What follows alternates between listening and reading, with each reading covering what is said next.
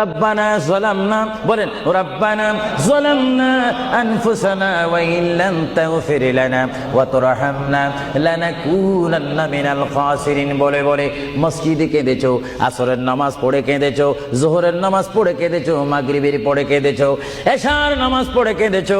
এ বান্দা, নামাজের মুসল্লা যখন বসে যাও, আমি আল্লাহকে তোমরা বারবার বলো, আল্লাহ গো আমার গুনাহ মাফ করে দাও।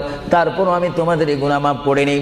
তারপরও তোমরা নিশি রাত্রে, মানুষ যখন ঘুমে যায়, তোমার বিবি যখন ঘুম যায়, তোমার ছেলে যখন ঘুম যায়, তুমি নিশি রাত্রে ঠান্ডা পানি দিয়ে ওযু বানিয়ে নামাজের মুসল্লায় বসে তুমি আবার যখন ডাক দাও, রব্বুল আলামিন, পৃথিবীর কোনো মানুষ আমার গুনাহ সম্পর্কে জানে না, তুমি আমার গুনাহ সম্পর্কে জানো। আমি এমন গুনাহ করেছি আমার বিবি জানে না, বিবি গুনাহ করেছে আমি জানি না।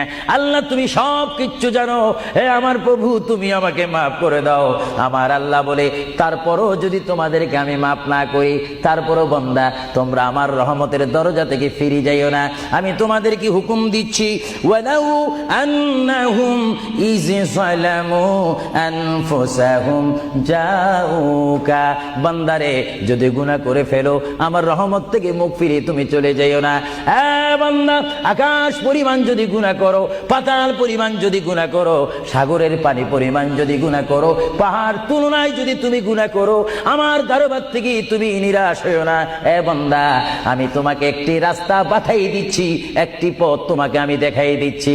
সেই পথটি কোন পথ তোমরা জানো? ওয়ালাউ আন্নাহুম ইয যালামু আনফুসাহুম জাউকা, বান্দারে যখন তোমরা বরবাদ হয়ে যাবে, তখন তোমাদেরকে একটা পথ আমি তোমাদেরকে দেখাই দিলাম। সেই পথটির নাম হচ্ছে আমার রাসূলের মদিনা। জুড়ে বলেন সুবহানাল্লাহ।